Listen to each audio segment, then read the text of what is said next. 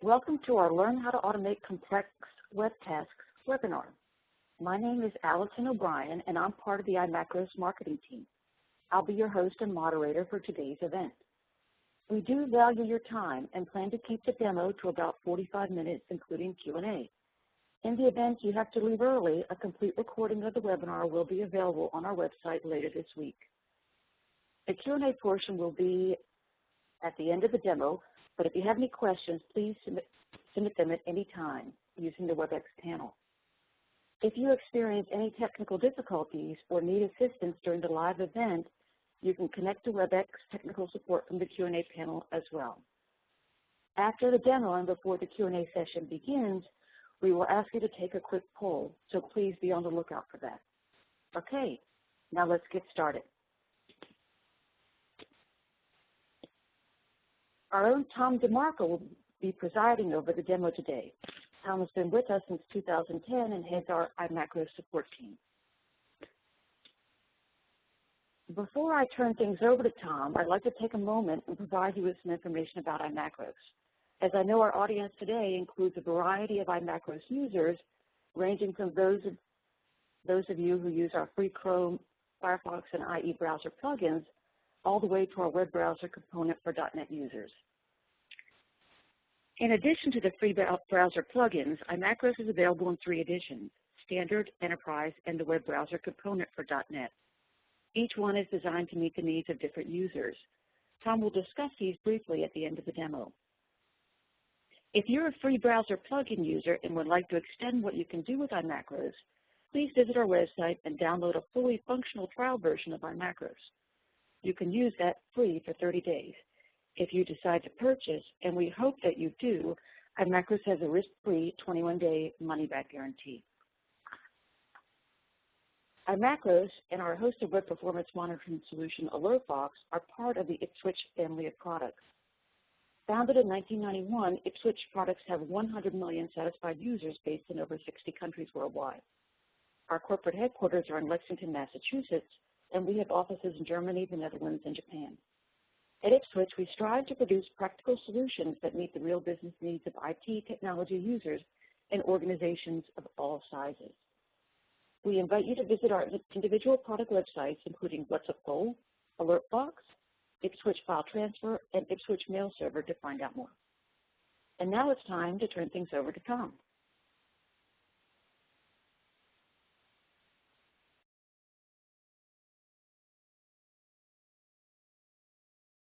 Thanks, Allison. And thank you, everyone in the iMacros community, for joining our webinar today.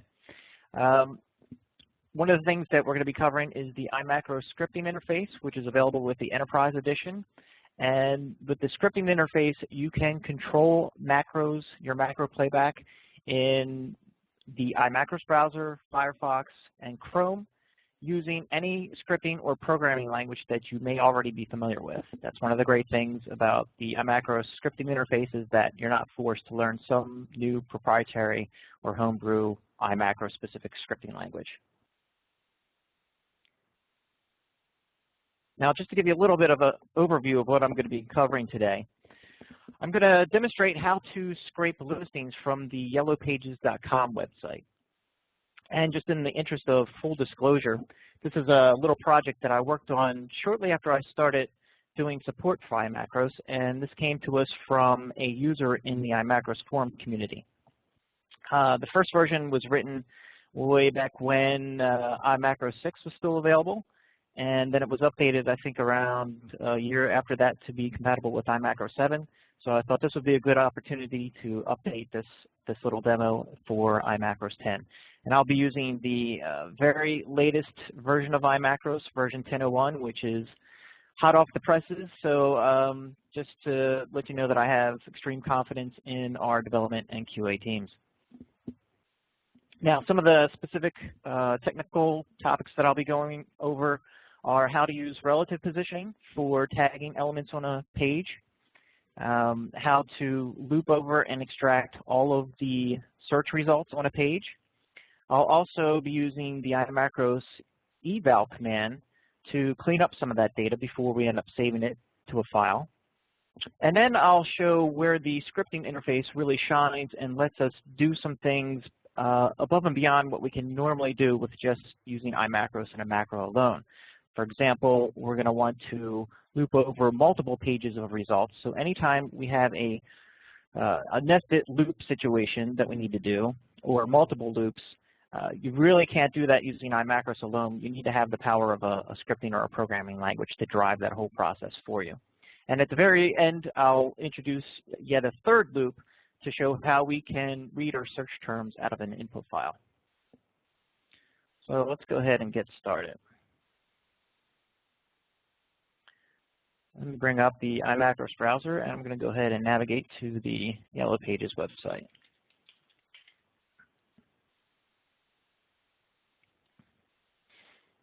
All right, so I'm going to do an initial query here for barbecue grills and supplies in Dallas, Texas. Just because grilling season is about to kick off into full swing in the U.S., and I would assume that Dallas is a pretty big state where a lot of people like to, or Dallas is a big city where a lot of people want to do a lot of grilling.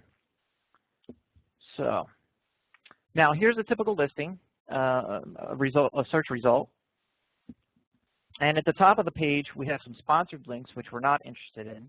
What we're primarily interested in doing is scraping the data from each of the individual listings here. So specifically what I want are the company or business name, the street address, city, state, zip, and the phone number. So let me go ahead and start a recording. And I'm going to open up the text extraction wizard in iMacros and just start clicking on some of these elements that we want to extract. So I'll click on the business name. Now here, okay, this has the text that we're interested in, but I can also see that iMacros has identified this element using the href value of the hyperlink that text is a part of.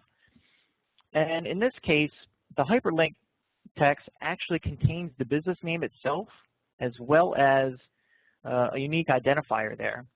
And that's not going to be generic enough for what we want to do, because we want to list all the listings that are available.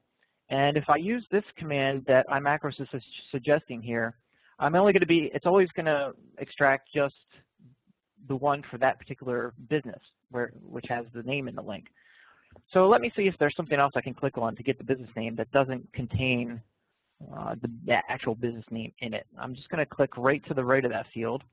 And now I see that iMacros has selected an HTML div element, which also contains that business name, but there's nothing unique to that particular business that's in the attributes that iMacros is selecting. So I'm going to go ahead and add that command to our macro. And now let's go ahead and click on the address. Okay, we have a separate field just for the street address, so I'll add that command. And it looks like there's the city, which is called locality by Yellow Pages, the state, which is called the region, and the postal code. And what I like about the Yellow Pages site here is that it's presenting the data to us in a fairly structured format. So each of these items that we're interested in are in a separate HTML element, which will make it easier for us to extract and save. We won't have to do a lot of parsing to get that data out into a format that we want specifically. All right, so I'm going to stop that recording and just play back that macro now as is, just to verify that it's extracting the values that we want. So there's the business name and the street address, city, state, and zip, and finally the phone number. Okay, that looks good. So let's go ahead and edit this macro now. Now you may notice that I'm using the Notepad++ editor. And the reason why I'm using that as opposed to the iMacros editor is because I've been using iMacros long before there even was an iMacros editor, and I've just become accustomed to Notepad++. But the iMacros editor obviously is also just as capable and is functional for editing your scripts and macros. So the first thing I'm going to do is comment out the UR goto, because as I'm doing the development and testing here, I'm going to leave the query in the page already and not have the macro refresh that every time. And the next thing I want to add is something to do with our extracted results, which is we're going to save them to a file. So we'll add the save as command for that. And we'll store that in the default download folder. And we'll give the file name, we'll call that Yellow Page Results, and we'll give that a file number now. And the next change I want to do is make this so that we can loop this macro and extract multiple listings. Right now it's always going to extract the first business name and address for and the other fields. So what I'm going to do is use the play loop button to play this macro, and by doing that I will be able to reference an internal macro variable that's called loop. And that variable, let's replace that here.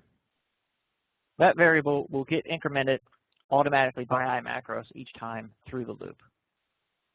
So now that I have that, let's just go ahead and save this as a new macro called extract and save listing. Okay, so I should be able to go ahead and loop this macro. And I'm just going to loop it 3 times just to extract the first 3 listings and see that it looks correct. All right, let's open up that file now so that let's go to our download folders and let's open this up.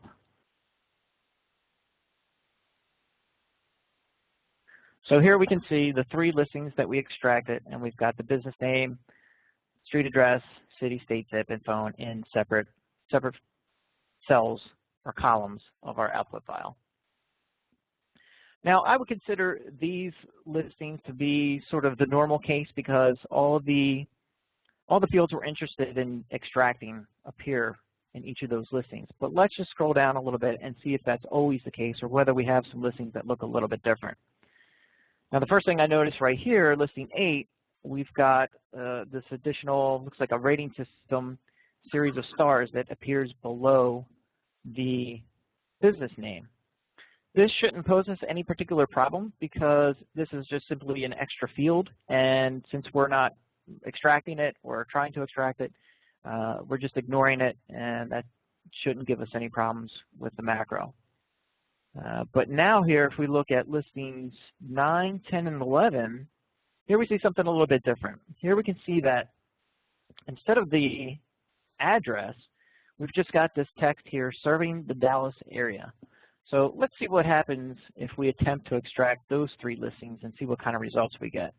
So what I'm going to do is I'm going to tell iMacros to start with the 9th iteration of our loop to grab the 9th listing here.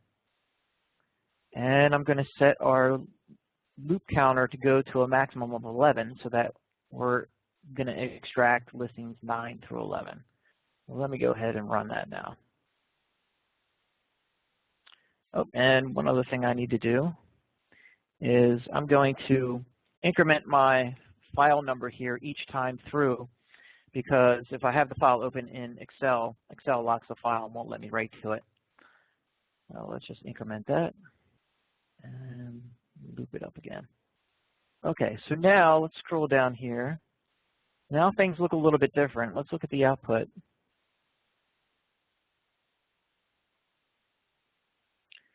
So it looks like we extracted everything if we look at the output alone, but if we go back and look at the page, here we can see for listing 9, Royal Swimming Pools, there should be no address, but in our output, we're actually getting the address for listing 12. The same thing happens at listing 10. Rather than the address there, which shouldn't really be anything, we're getting the address for listing 13. So what's going on there? Well, it becomes a little bit more apparent if we can see what that field is, and I'm going to start the extraction wizard again here. And if I click on this text where it says serving the Dallas area, we can see that this is contained within a span element which has a value of listing address. And looking back at our macro, we're not extracting anything called listing address. We're extracting street address, locality, region, postal code. So what iMacros is doing each time through the loop is it's simply grabbing the next occurrence of street address, locality, region, postal code. In this case, it's coming from the listings that appear after the listings that we're interested in, 9, 10, and 11. So the way that we work around this particular situation is to use what is called relative positioning. Rather than using an absolute number in here for the position parameter, which we're doing in this case by using the loop variable, what we're going to do is set an anchor. And what I mean by set an anchor is that we're going to tag one specific element on the page to kind of be a marker or an anchor. And then we're going to make the rest of the tag commands, their position parameters are going to be dependent on that element that we're tagging as the anchor. So I'm going to use the listing number as an anchor in this case. So I'm going to go ahead and click on that and add that command into the macro and stop that. And the reason why I'm using the listing number is because I know from experience with this Yellow Pages site that in addition to some of these sponsored links here, in some cases they'll actually have sponsored listings. And those sponsored listings look nearly identical to the regular listings, except they don't have this listing number here. So I'm going to use this listing number and use that as our anchor to make sure that we're only ending up extracting non-sponsored listings in this case. So let me edit the macro that we just recorded. And I'm going to grab this command that we used to click on the listing number and use that as our anchor. So let's add a comment here that we're setting the anchor. Okay. And now what I'm going to use instead of this class attribute value here is I'm going to tell iMacros to actually look for the listing number in the text of the link. So here we have 1 followed by period, 2 followed by period, 3 followed by period. So I'm going to substitute our loop variable in here followed by a period.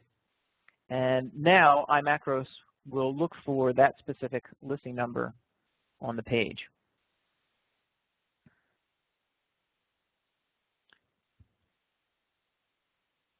And the next step to changing this to use relative positioning is to clear out, to change these parameters here for the subsequent tag commands from pos equals loop to pos equals R1. And that's the key to making this dependent on the anchor element, which is the previously tagged element for each of these commands. So let me go ahead and increment my file number here. And let's just reset this back so that we run it for the first 3 listings just to make sure that that still works as expected. I'm going to go ahead and refresh the page to clear out the iMacros highlighting. And I'm going to play this for the first 3 again to see if we still get the same results.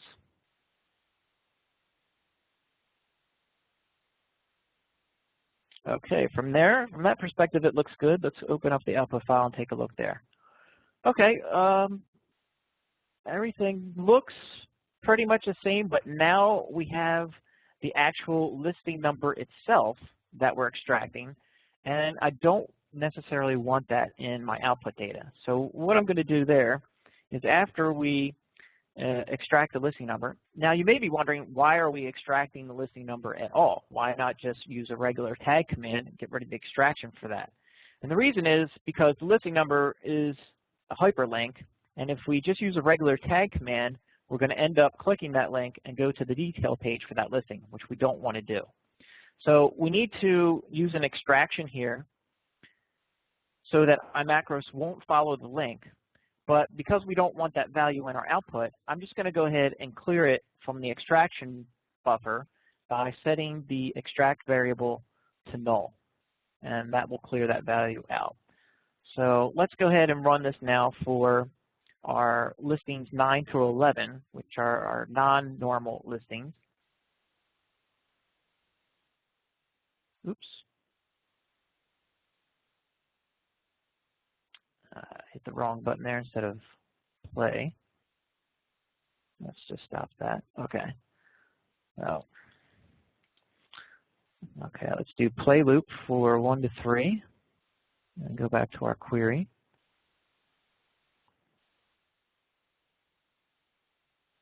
Okay, so now we want to loop 9 through 11. All right, now let's see what we've got this time. Let me go ahead and open up that output file. All right, so we have our 3 listings, but now we've got the same exact address, city, state, zip, phone number for each one. It's grabbing the information from listing 12 for each one of these. So why is it doing that?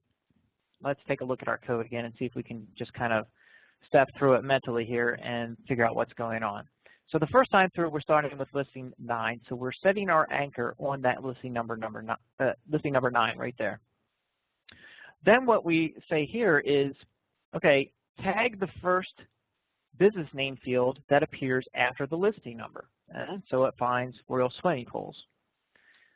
Then it says, find the first street address field that appears after that business name field. Well, in this case, we don't have a street address field right after Royal Swimming Pools. It doesn't exist in listing 10 either, or 11. It's not until it gets down to listing 12 that it finds a street address. So it's grabbing that there, and then all of the subsequent commands are dependent on that command, and that's why it's pulling the information from this listing down here. What we really need is a way to tell iMacros to not search the rest of the page if any of these fields don't happen to exist for the current listing that it's attempting to extract. And the way that we can do that is sort of by tricking iMacros into thinking that the page ends sooner than it really does. And we do that by setting an internal macro variable that is called end of page right here. So we're going to use the set end of page. And the end of page takes a value which is going to be an index of another tagged element. So which element are we going to use for that index? Let's go back to the browser. Well, we want to limit our search area to just the individual listing that we're working on at any given time. And if you notice, each listing here has some additional information over to the right. So if we can figure out what is containing this information, we can probably use that element here to limit our search area to just what's over here on the left that has the fields that we're actually interested in. So let's fire up the recorder again and start our text extraction wizard. And let me just go ahead and click over here in this area. Oh, that looks like too much. There we go. This looks like the element that we want. This is just a specific HTML div element that's called info business additional. So I'm going to go ahead and add that to the macro and stop the recording. Let's edit that. And here's the command. I'm going to copy that command. And after we set our anchor, then what I need to do is come over here, and now we're going to set the end of the search boundary for relative positioning.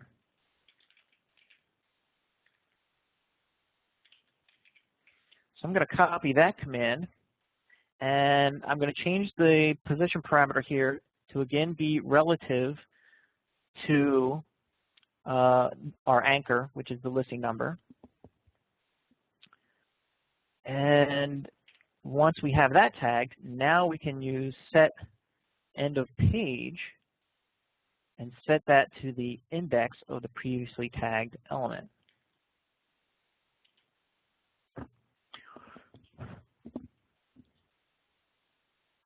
So now we're also doing an extract here on this element in order to set the search boundary. So I'm going to move the set extract null down after that so that both of those items are cleared after we do that.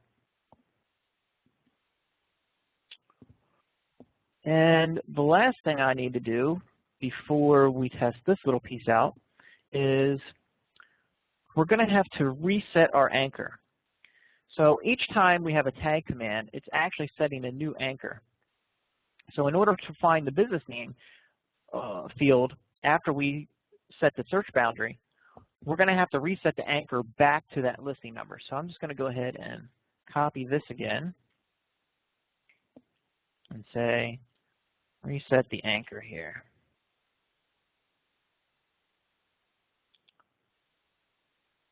And actually I can move that down below there like that.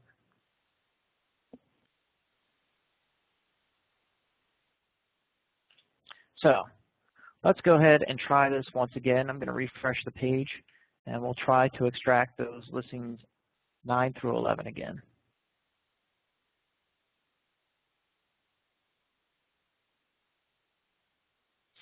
Okay, so now we see some different behavior. We see that iMacros is timing out on the fields that it cannot find now. And that's actually a good sign. That means that it's no longer grabbing those address or phone number fields from the listings further on the page, because now that we've limited the search area, it's no longer finding those fields. So I'm going to just let it save listing 9 here, and then I'm going to stop it so we don't have to wait for all of those to time out. But let's scroll down here, and let's look at the output file this time. Okay, so now we see that the business name is being saved, and now we have this weird marker in our output file. And for each of these fields that weren't found, iMacros is writing this special marker, which stands for extraction anchor not found. But something that immediately jumped out to me is that it's also saving extraction anchor not found for the phone number. But we know that the phone number does indeed exist for the listing. So why is that? What's going on there? Well, if you remember what I said just a few minutes ago, which is every time you have a tag command, that tag command is setting a new anchor for all of the tag commands that come after it. So if we go back through what's happening again, we start with loop number 9. We're setting our anchor on listing number 9. Then we set the end of our search boundary. We reset the anchor back up to 9. Then we get the business name, extract that successfully. Then we look for the street address once again, and now we end up with extraction anchor not found. It doesn't find it. So as soon as that one fails with extraction anchor not found, all of the tag commands that come after it that are dependent on it are also going to fail because they don't have a good anchor. So what we really need to do in this situation is we need to reset that anchor before every attempt to extract one of these fields. And let's go ahead and do that now. Let me add some spaces in here. And what we're going to do is set the anchor and extract the business name first. And then I'm just going to copy these commands and do the same again for the locality, or actually street address first. Then for the locality.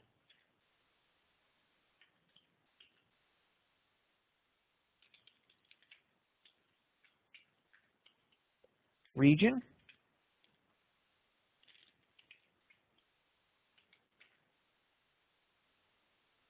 Postal code. And finally for the phone.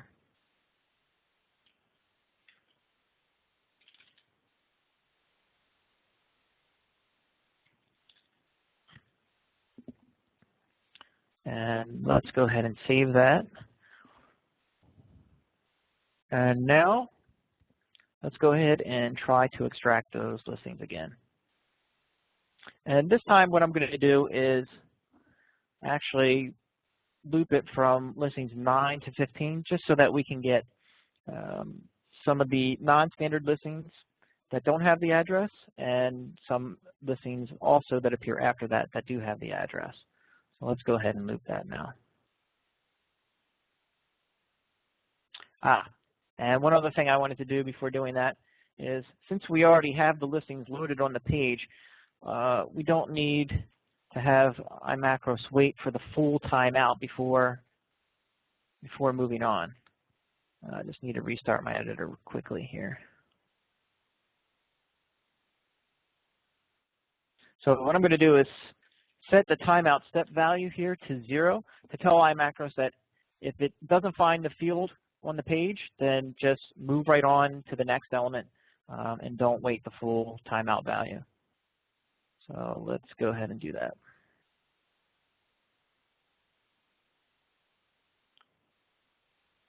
Okay. Well, things still don't look quite exactly the way we want them to be yet. Yeah, we just have a phone number field and only one for one listing. So let's figure out what happened there.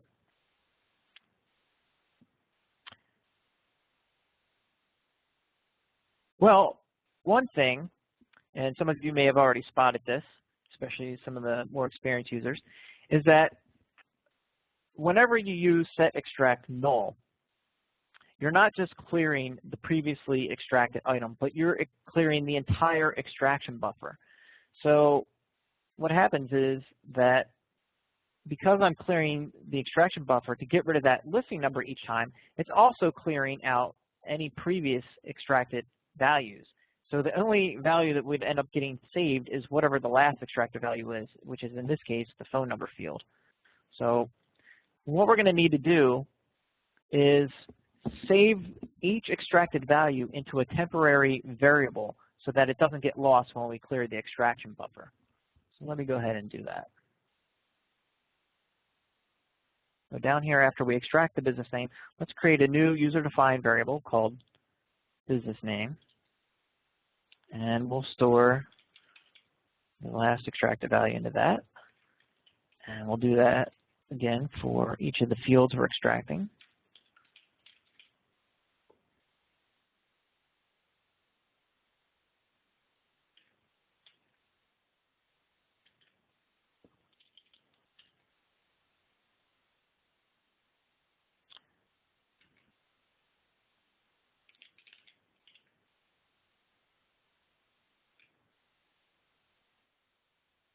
Postal code, and lastly for the phone number.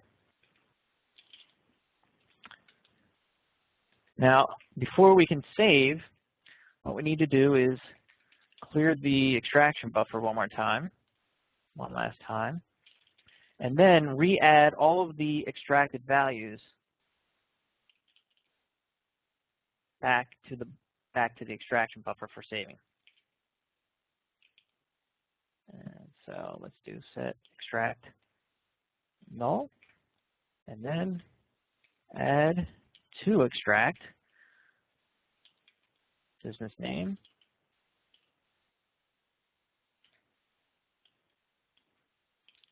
street address,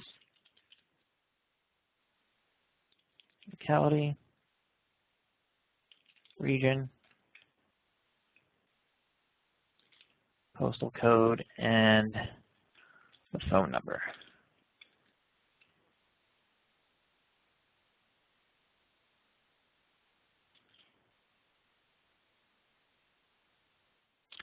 All right, let's give that a try again for our listings 9 through 15. And let me just go ahead and refresh the page.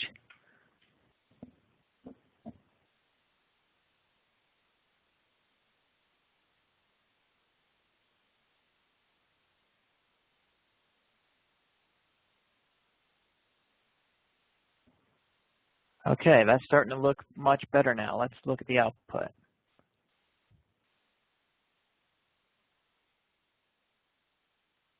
So there we go. Let's just confirm that for listing 9, we have Royal Swimming Pools. We don't have any address, but we did get the correct phone number. Same with listings 10 and 11. And then for listings 12, 13, 14, it looks like all the correct data is there as well. So now we're well on our way. But before we go into using the scripting interface, let's clean this data up first. I don't like having all of these extraction anchor not found markers in my output. And also, you might have noticed that the street address here has a trailing comma It's also got some leading and trailing spaces. It's hard to see that from Excel, but if I open up that file in our text editor, and let me highlight one of the address fields, yeah, here you can see there's a leading space, and then we have the trailing comma and trailing space. So let's clean this up. What I'm going to do is use the iMacros eval command to embed some JavaScript code directly within the macro itself so that we can clean these values up before we end up saving them to our output file. So the first field we want to clean up is the street address. And I'm going to start the eval command here. And now I'm going to start typing some JavaScript code. I'm going to declare a JavaScript variable called extract to hold the extracted value. And I'm going to assign that to the macro extract variable. Now I have to enclose this in quotes, but because the eval command uses quotes itself to contain the statements that we're executing, I need to escape any embedded quotes with a backslash character. So that's what I did there. Now that I have that JavaScript extract variable, I can call the JavaScript string replace method, and I'm going to tell it to look for extraction anchor not found and replace that with just an empty string so that we end up with a null value or just a blank value in our output file for those fields that don't exist.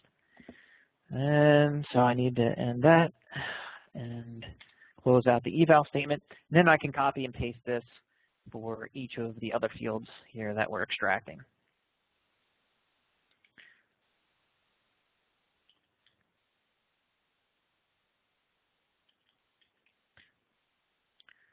Okay, now I also mentioned that for the street address, we want to get rid of those leading and trailing spaces and that trailing comma also. So I'm going to go to the reference page for the eval command, and we have an example here under manipulate extraction. Here we already have an example on how to trim leading and trailing spaces, and it's using the replace command again, but this replace command, it uses what is called a regular expression. And regular expressions are another advanced topic which I won't be going into detail today, but they're very powerful for searching and manipulating string data. And you can just copy and paste this into your own macros and scripts for getting rid of leading and trailing spaces. So let me just add this now to the street address.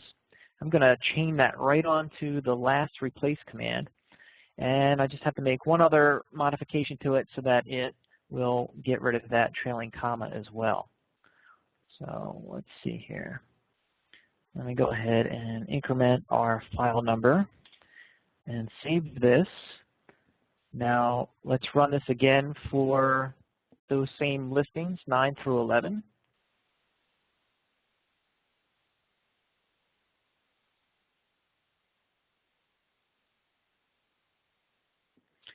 Now let's have a look at the output now.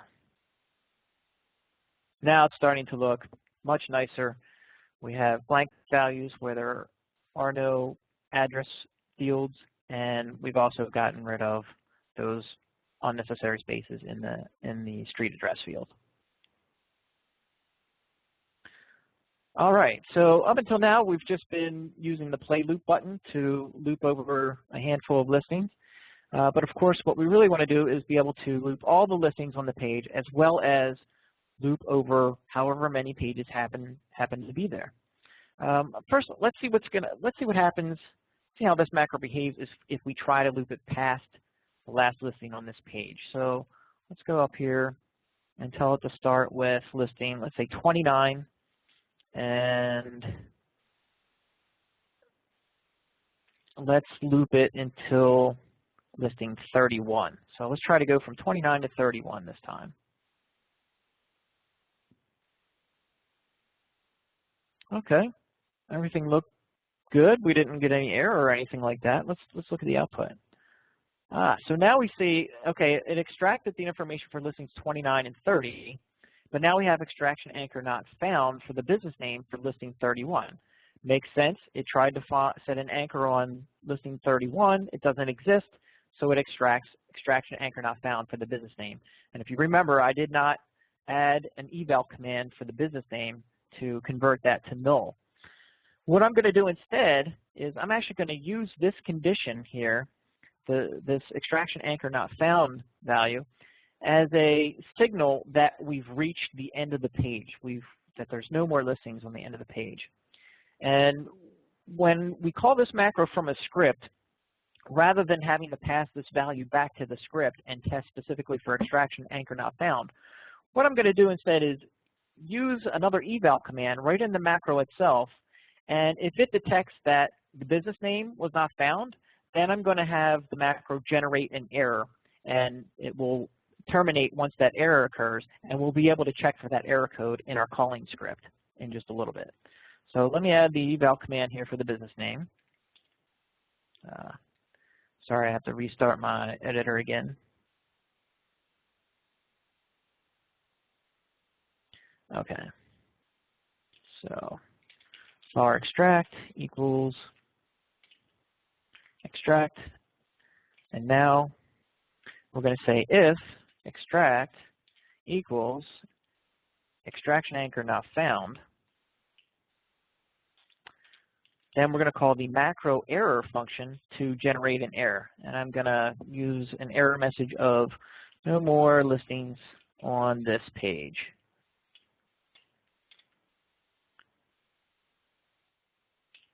And close that out. So let's go ahead and run this now. And we'll run it for listings 29 through 31 again, and let's see what happens this time.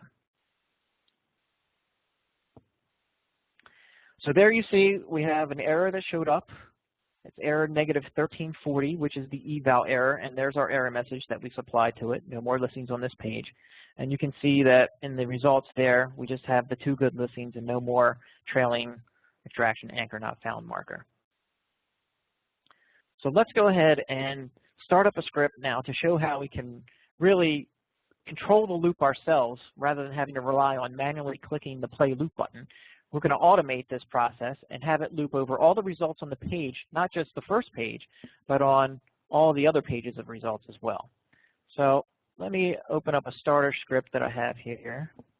Okay. And I'm using VBScript today just because VBScript is fairly easy to learn. It's a relatively simple to understand language.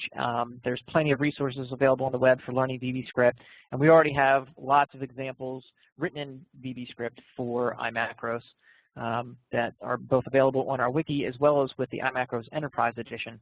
But as I mentioned before, you can use any programming or scripting language that you may be familiar with, from full-fledged programming languages like C++ or C# to other powerful scripting languages like Perl, JavaScript, or PHP. So one of the first things that we have to do is declare some variables. We have one variable up top here to contain a reference to the iMacros scripting interface, and I'm calling that just simply IM here for iMacros. And then I have another variable which is going to hold the return values of our interface calls. So all the iMacros interface calls return a result, as does anytime you play a macro, it can return a number of error codes as well. And all of those error codes are listed also out in the iMacros reference. And if you just click on error, you can see all of those. So here you can see all the error codes that are returned as a result of macro playback.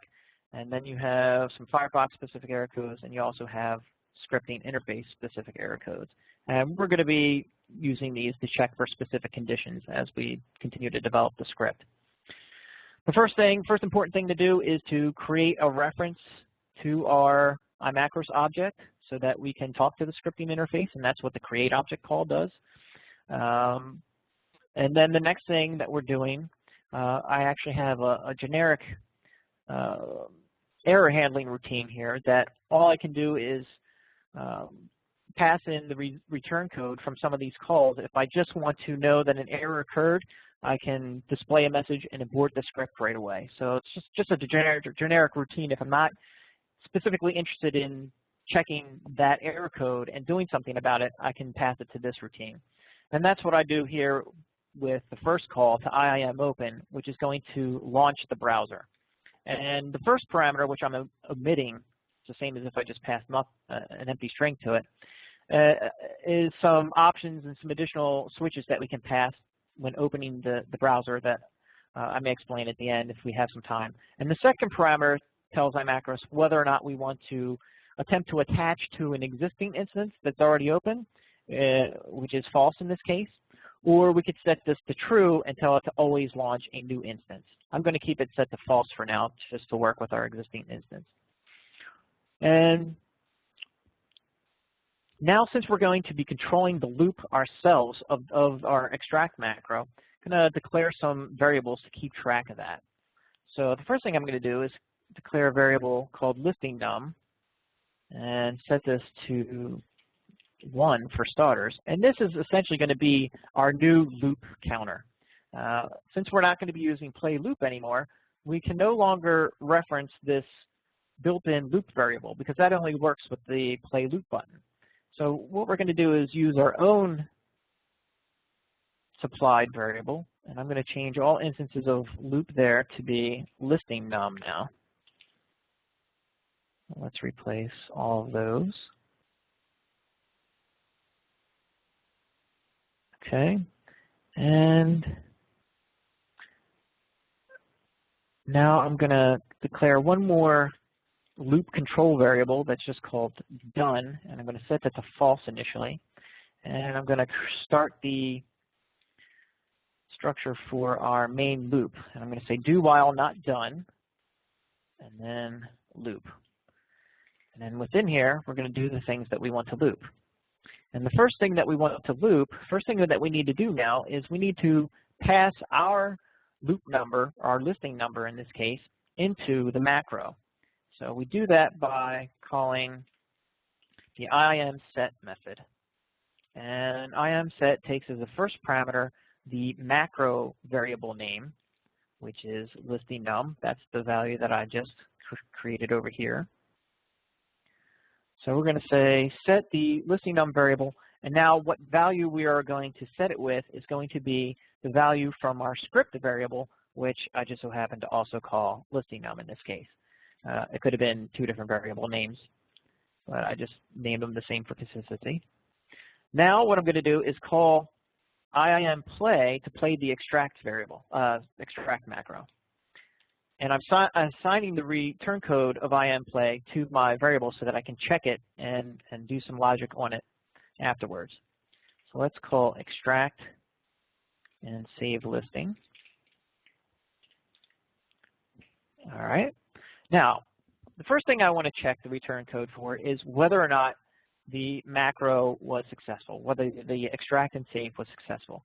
And the success return code in iMacros is a 1. But rather than use a hard code at 1 here, which it's not very user-friendly, I'm going to define constants for all of our return values. So I'm going to go up here, find a new constant, and call that IMSuccess, and set that to 1. And then down here, I can say if return equals success, then, well, what do I want to do if the extract and save was successful? Well, I need to increment our listing number. Now, if it wasn't successful, for example, if we get the error that indicates we're at the end of the page, let's check for that now. Let's define a new constant for that error. Since that error is coming from the eval command, I'm going to call that eval error. And that was negative 1340. So if we get the eval error, then we know that there's no more listings on the page, and we want to attempt to advance to the next page. Well, how do we do that? We do that by clicking the next button. And so we're going to need to record a macro to do that now. So let's just start a recording. I'm going to click next and then click stop. And there's the command to click next. Really, that's all that we need. I am going to add an extra wait statement in here as well, just to make sure that the results are loaded on the page before the script attempts to do anything else. So let me go ahead and save this now as next page IM. And I'm going to rewind this back to the first page in the browser. I'm going to play that macro just to make sure that it successfully clicks that button. Okay, so it did that. Now we're on page 2.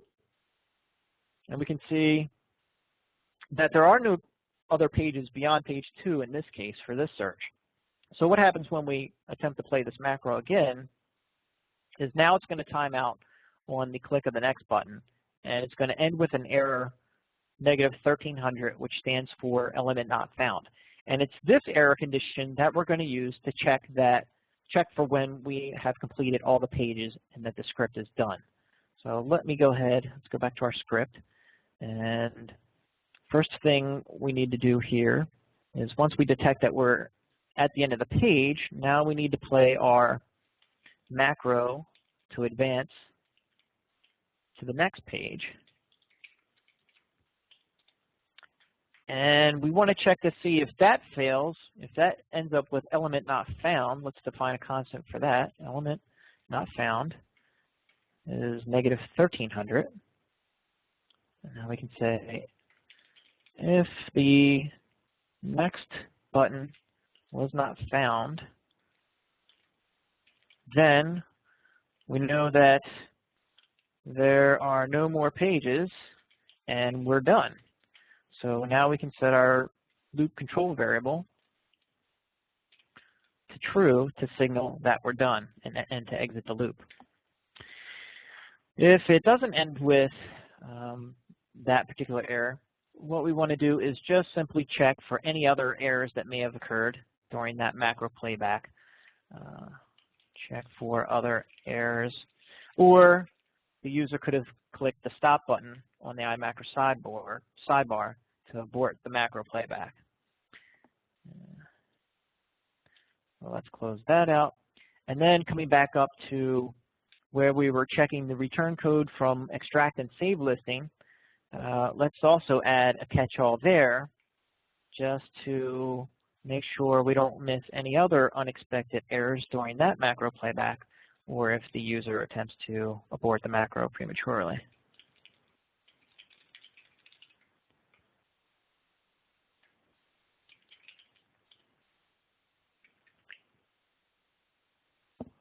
Okay, now let me go down here and increment our file number.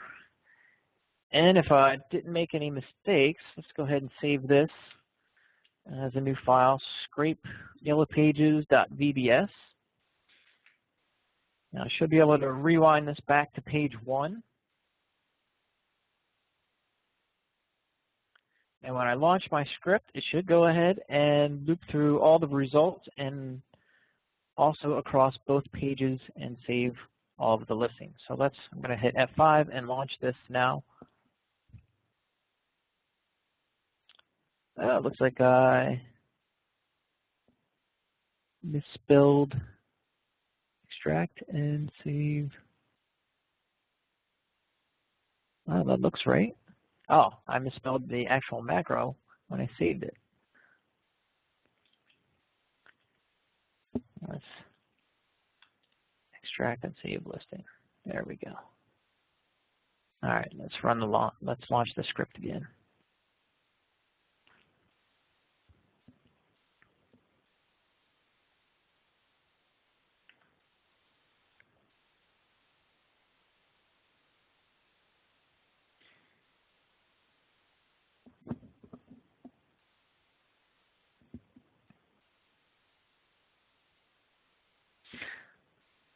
So there's 30 listings per page, and we're getting close to the end of the page here, so we should see iMacros attempt to go to the next page. There, just click the next button, and here's the second page of results, and it should extract the last 8 listings on this page and then stop. There it's attempting to click next again. It's not going to find it, and so the macro ends after we detect that error condition. Let's go ahead and open up our output file now, and we can see that yes, indeed, here are all 38 listings from both of those pages. Let's make one other little tweak here, because I think it would be nice to show that we can give some visual feedback while the script is running to let us know what page and what listing it's extracting at any given time. So let me add another counter variable here for the page number. Set that at 1. And what I'll do is, whenever we successfully extract and save the listing, I'm going to call the IIM display method, and I'm going to display a message. This will display a message in the iMacros sidebar, and I'm just going to have it report the page number that we're keeping track of now, as well as the listing number.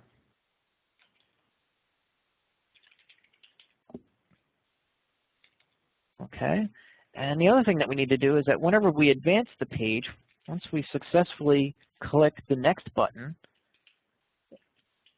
if return is success for that, then we want to advance our page number, increment our page number. So page equals page plus 1.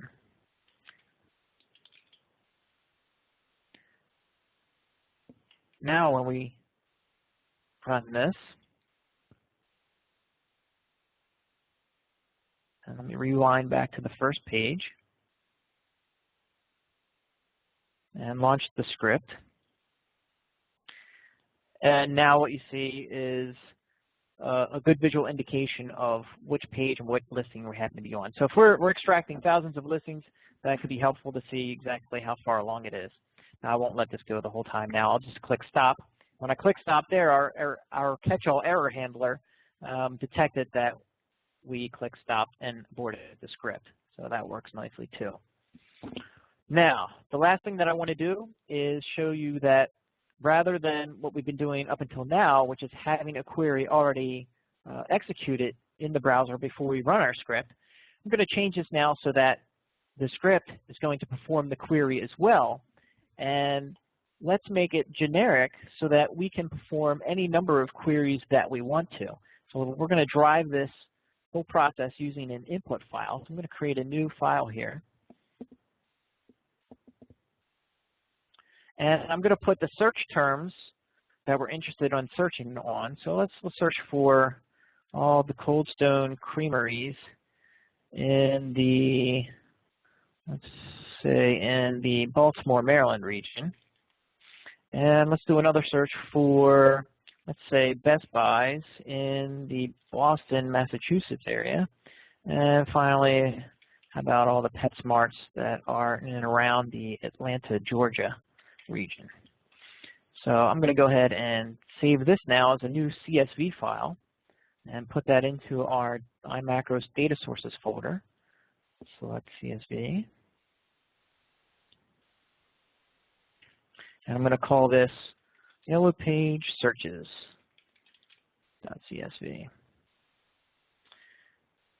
Okay, yes. And so now we need to record a macro to actually do the query. So I'm going to go back to the Yellow Pages home page. And we'll start a new recording. And I'll put in the terms here.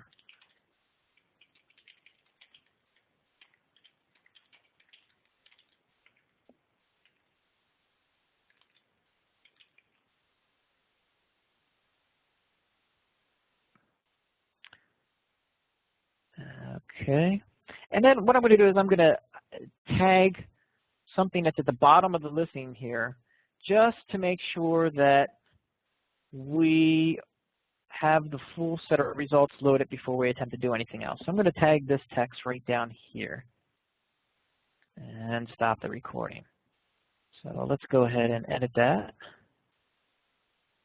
All right, now the first thing I need to do is change this now to use the data source that we just created, which was our YP searches CSV file. And we need to specify which line from that file to read. And we're gonna get the line number from our script. Our calling script is gonna supply that to this macro. And now, instead of having a hard-coded value here to perform the search, we're going to grab those from the input file. In the first column, we had the search terms. So let's replace that there. And for the location, it's coming from the second column of our input file. And you know what else we should do is let's change the extract and save listing so that rather than saving to just this generic file name, let's actually have it, let's use a variable here. And let's use the search terms as the output file name itself. So to get the search terms, we're going to need to return the value of column 1 to our script. And the way that we do that is we can add that to our extraction buffer here before the macro terminates. So let's say add extract, and we're going to add the contents of column 1, which are our search terms. And now I'm going to save this as a new macro called query yellow pages. Hi, Tom. Okay. Yes. It's Allison. Just wanted to let you know that we're pretty close to our hour mark, and we wanted to make sure we got in just a couple of questions. You let me know how you want to go. I can stop here and we can do the questions, or finish this up. It would take probably a couple more minutes. Okay, let's go ahead and wrap it up. I think that'll probably be most useful to the attendees then. Okay. Thanks.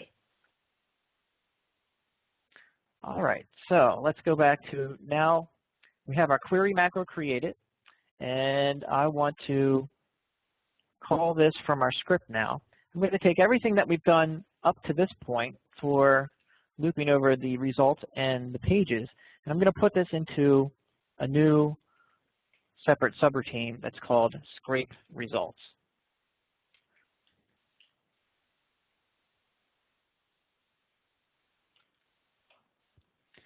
And now we're going to have a new main loop, which is going to drive the process of reading through our input file.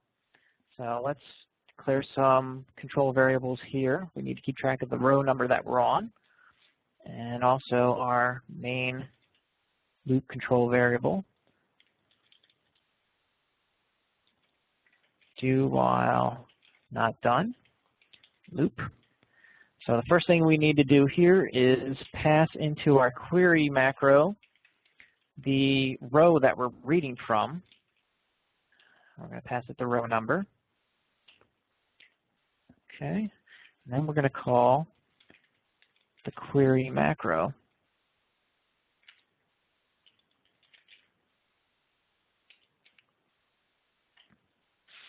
And the other thing that I'm going to do here that's going to be a little bit different is I'm actually going to have the script open the browser, a new instance of the browser, and close the browser each time through this main loop. So for each search that it's going to perform, it's going to restart the browser. And that's always a good idea whenever you're doing an automation like this, where in this case we could have thousands of results that we're scraping.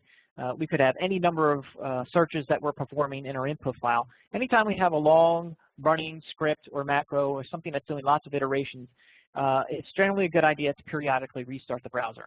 The reason for that is because browsers are not designed for automation like this. And that even applies to the iMacros browser to an extent, because it's simply a wrapper around Internet Explorer, so it has some of the same inherent flaws as that browser does.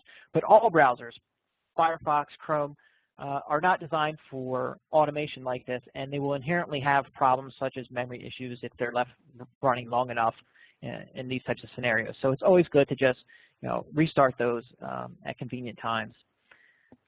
So after we play the query macro, then what we need to do is test to see whether the query was successful, and if it was successful, now we're going to call our scrape results routine. And after we scrape the results, we're going to increment our row number so that it advances to the next row in our input file. Now, if we are at the end of our input file, then iMacros is going to return error -1240. So let's define that as end of file. and check for this value specifically. And if we're at end of file, and we're completely done with our script, so we can signal that as true. And then we'll add our last final catch-all.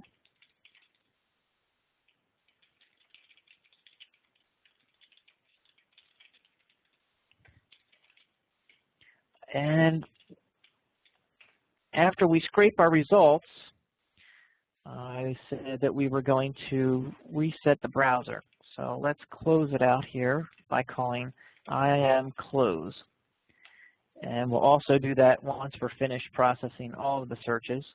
We'll call, let's just copy this line and move that down there as well. And the last thing I have to do was, now that we're going to be providing the extract macro with the name of the output file, I'm going to have to pass that in somehow. So we are getting that value from our query macro.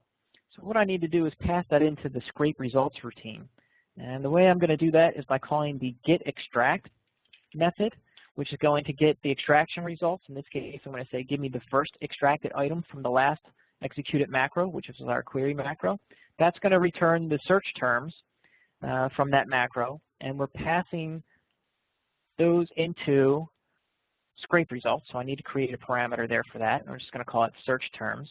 And then those search terms we're going to pass on down to the extract and save listing. So we need another IAM set here, and that's being passed into the output file name, search terms variable. And that should do it. So let me go ahead, I'm going to shut down the browser completely and go ahead and run our script now.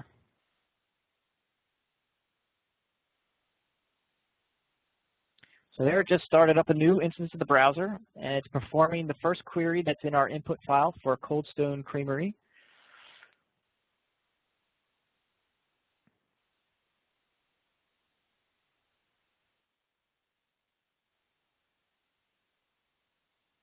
And there it goes, extracting those results. And if we look here you can see that indeed it's using the search terms as the name of our output file.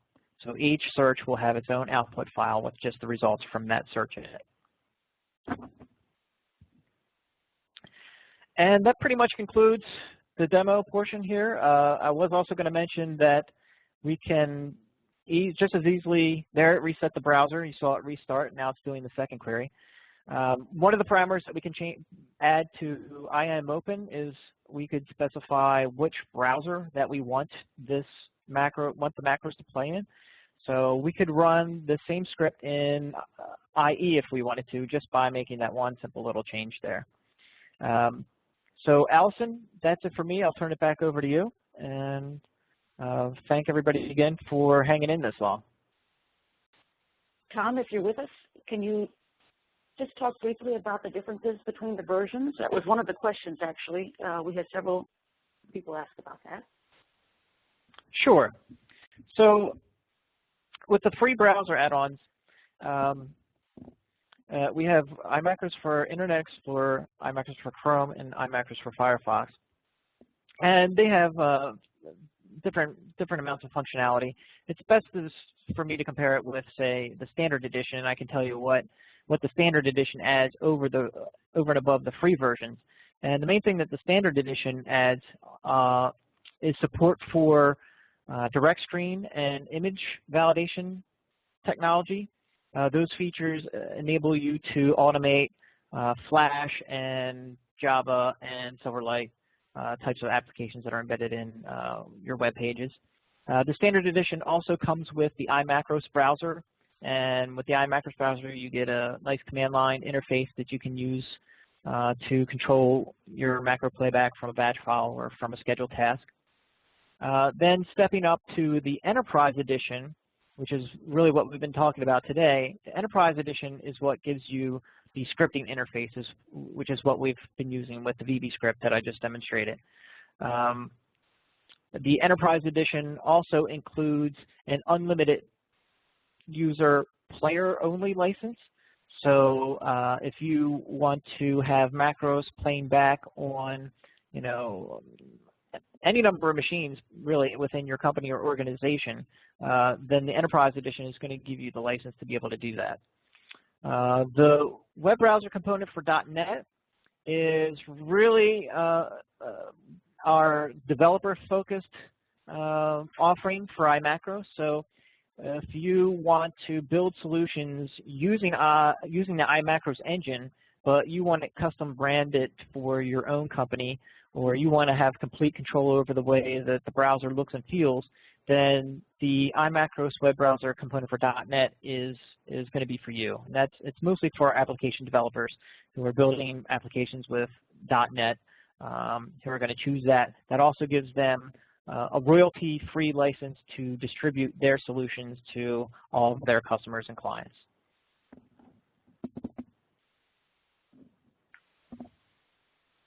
Thanks, Tom. Okay, so in terms of questions, we had a number of people bring up questions while you were running through the demo, and they're wondering about resources. So, for example, are there code examples available on how to use iMacros? Yes, there's lots of examples. Oops, let me just pop out back to our iMacros reference, our wiki site. So if you go to wiki.imacros.net, that's where you're going to find pretty much everything that you need to know about iMacros here. And here we have some sample code and tutorial sections out here.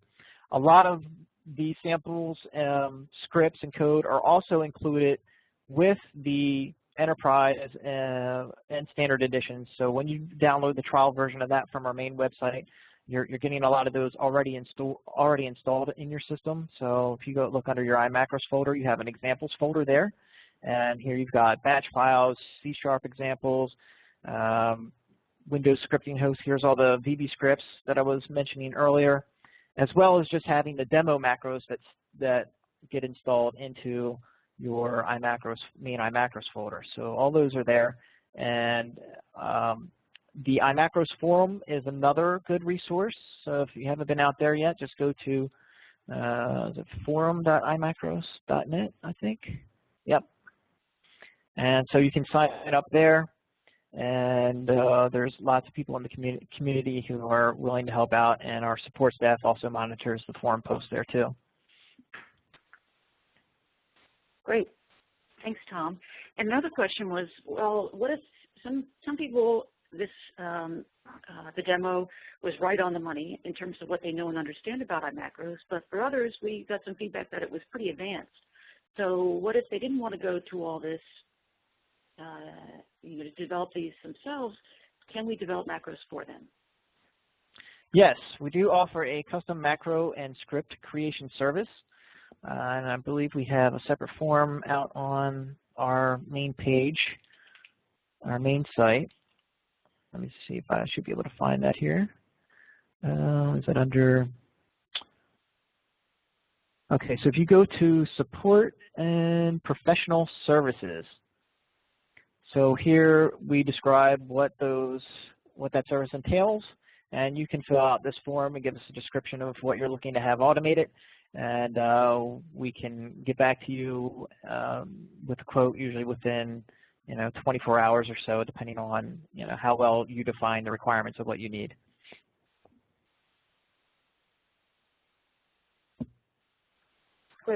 Great, thanks, Tom. So I guess that's it for today. If you have a question and you didn't get an answer, what we will try and do is when the link to the webinar and the link to Tom's files is posted in the forum, we'll address your questions there, and then please feel free to continue asking questions. Thanks, everyone, for attending. We hope you enjoyed it. Yes, thank you. And thank you, Allison. Thanks, Tom.